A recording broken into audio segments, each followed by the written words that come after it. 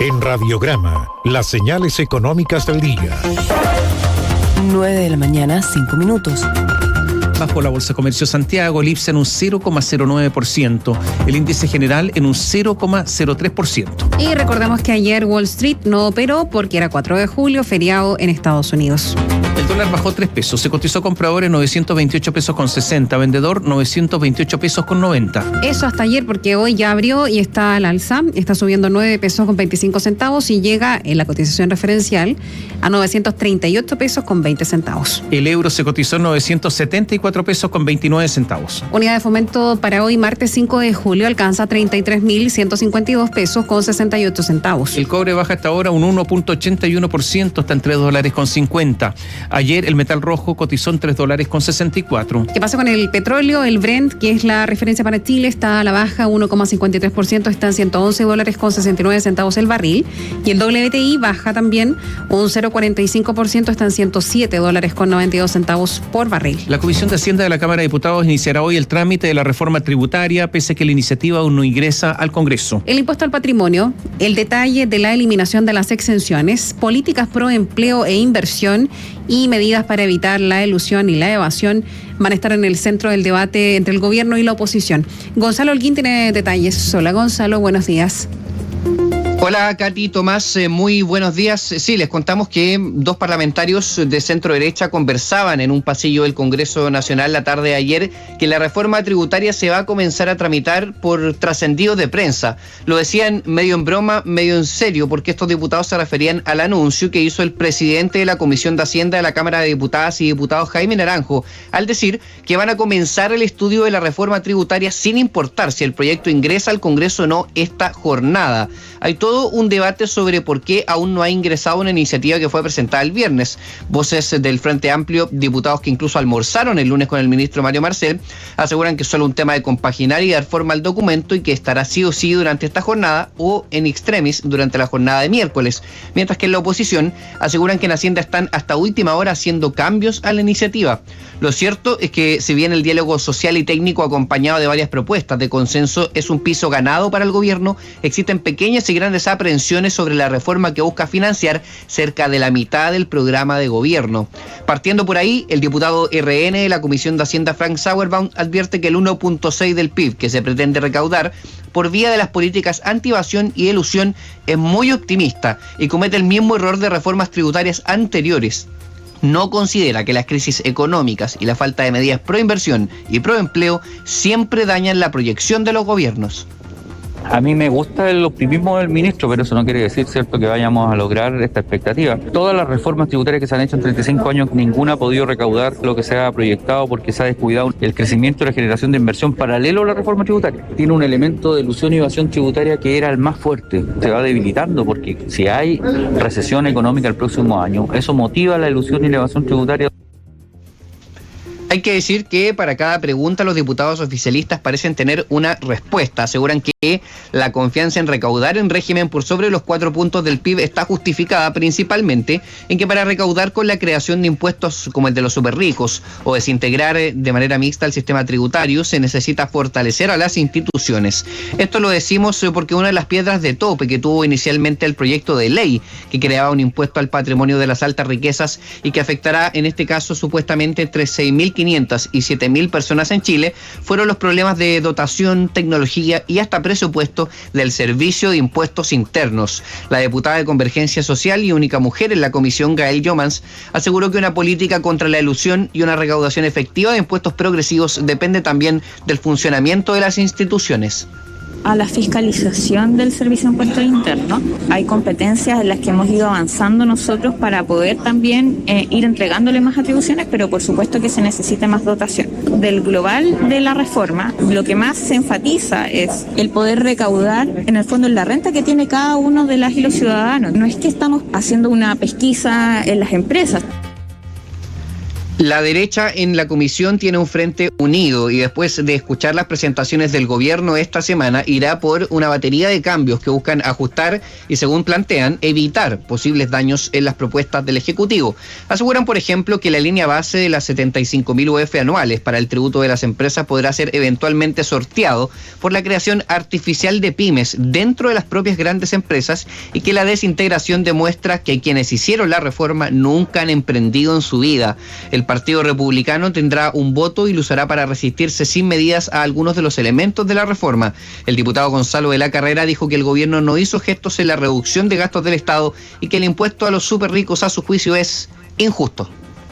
Primero, este gobierno tendría que haber hablado de cómo se va a apretar el cinturón el gobierno, porque no es cosa de llegar y meterle las manos en los bolsillos a los chilenos en las carreteras, en los peajes, en el metro. Fíjense que la revuelta social fueron por 30 pesos. El problema son mucho mayor que 30 pesos y no se le puso ningún freno, sabiendo, porque se lo dijimos al gobierno muchas veces, que el impuesto al patrimonio es injusto, la fuga de capitales iba a ser enorme. Como tantas otras veces en el pasado, la postura de la democracia cristiana jugará un rol clave. Desde esa bancada ya adelantaron que objetarán que el impuesto al patrimonio no afecta a sectores profesionales, que se tengan reservas en las excepciones tributarias que afectan al mercado inmobiliario y que se considere el litio dentro de la fórmula de la indicación sustitutiva al royalty minero. Ricardo Cifuentes, representante de la Falange en la comisión, dijo que la división de la reforma en pilares que se tramitarán en distintos plazos y también en distintas cámaras podría generar dispersión y dijo que el rol de su partido será velar porque la reforma no afecte a la clase media. Tiene que tomar su tiempo de discusión en profundidad. Quisiéramos tener primero una visión en conjunto de todo lo que implican los 4 pilares de la reforma, porque los van a presentar por separado. El riesgo que se corre es de la dispersión. La clase media, especialmente la clase media empobrecida en Chile, no se toca en esta reforma. Y nos parece que hay algunos elementos que incitan a esa confusión, como por ejemplo el famoso DFL2. Sí, respecto de eso, decir que el gobierno asegura primero que sí habrá un pacto tributario dentro de esta reforma, busca generar certidumbre para la inflación y una proyección precisa de las mejoras para la clase media. Sobre el DFL2, la eliminación total de esta excepción tributaria, que ya de alguna manera parcialmente había avanzado en su remoción en la pensión garantizada universal el mes de enero. Parlamentarios de gobierno creen que se hará perfectamente la distinción entre quienes tienen muchas viviendas y los adultos mayores que tienen un solo arriendo para amortiguar sus bajas pensiones. Ayer el diputado Jorge Brito nos hablaba de cifras que hablan de 900 personas que tienen por sobre 250 viviendas. La idea del DFL2 y su remoción va dirigida a aquellas personas y no necesariamente a este caso de los adultos mayores. Habla también de un estudio interno del ministerio y de un estudio externo del Banco Mundial para calcular los efectos distributivos que eventualmente traerá esta reforma. No olvidar que esta es, así como está planteada, la reforma tributaria más ambiciosa del retorno a la democracia. En resumidas cuentas, el impuesto al patrimonio, el detalle de la eliminación de secciones será tomado con pinzas, la inclusión de políticas por empleo e inversión y las medidas reales para evitar la elusión estarán en el centro del debate que esta tarde, Katy Tomás, proyecto ingresado o no, tiene su primera sesión. Mira, hay muchas cosas que se están discutiendo. Lo primero, va a recaudar lo que dicen, porque yo quiero decir que bajo el gobierno de Michelle Bachelet II, que se hizo una reforma tributaria, se dijeron ingresos permanentes para gastos permanentes, eso no se cumplió y el resultado fue tremendo. O sea, se duplicó la deuda pública en 4 años. Fue tremendo el error, la fracasada reforma tributaria desde ese punto de vista de Michelle Bachelet. La pregunta es, nuevamente, ¿va a recaudar eso? Muchos dicen que no va a poder recaudar. El ex ministro de Hacienda de Michelle Bachelet, que es Rodrigo Valdés, decía varias cosas. Creo que va a recaudar menos, lo dijo. Dijo también que debería ampliarse la base de tributación.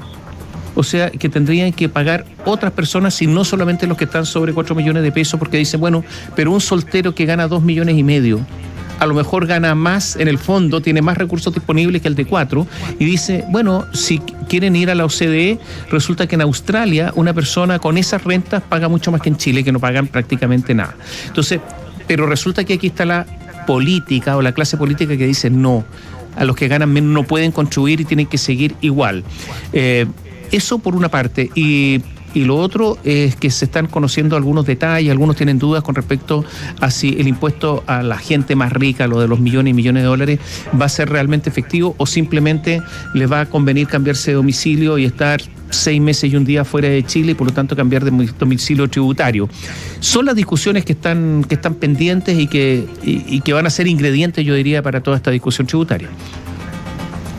Sí, también decir que en el oficialismo, Tomás, cuando se les pregunta, porque obviamente que nosotros les preguntamos, ¿no? El tema de, ¿están seguros que habrá una recaudación tan grande como la que se plantea? Claro, tú recordabas de alguna manera la fracasada proyección que hizo el gobierno de Michelle Bachelet II con la reforma tributaria, y la verdad es que insisten en que el gobierno ha modelado una reforma que incluso hasta contempla la modificación del comportamiento del contribuyente y que confían plenamente en los instrumentos que van a comenzar a desarrollar para la política de anti-evasión y elusión. Les recordamos que la recaudación proyectada con este ítem es básicamente el total de la evasión y la elusión en Chile. O sea, el gobierno está esperando por vía de esta reforma poder recaudar todo lo que no se recauda, ni siquiera altos porcentajes, ni la mitad, todo, o por lo menos más del 90%. Respecto de esto, hay que decir dos cosas. Por sobre la ampliación de la base tributaria, el gobierno y los diputados oficialistas están en la posición de que esta reforma tiene que ser la que demuestre que tiene sentido ampliar la base tributaria para que en el futuro esto se realice y no necesariamente en esta reforma. ¿Por qué? Porque recordamos que el gobierno ha informado que los 3 o 4 pilares que cimentan la reforma tributaria ya también tienen definido exactamente qué van a ir a financiar.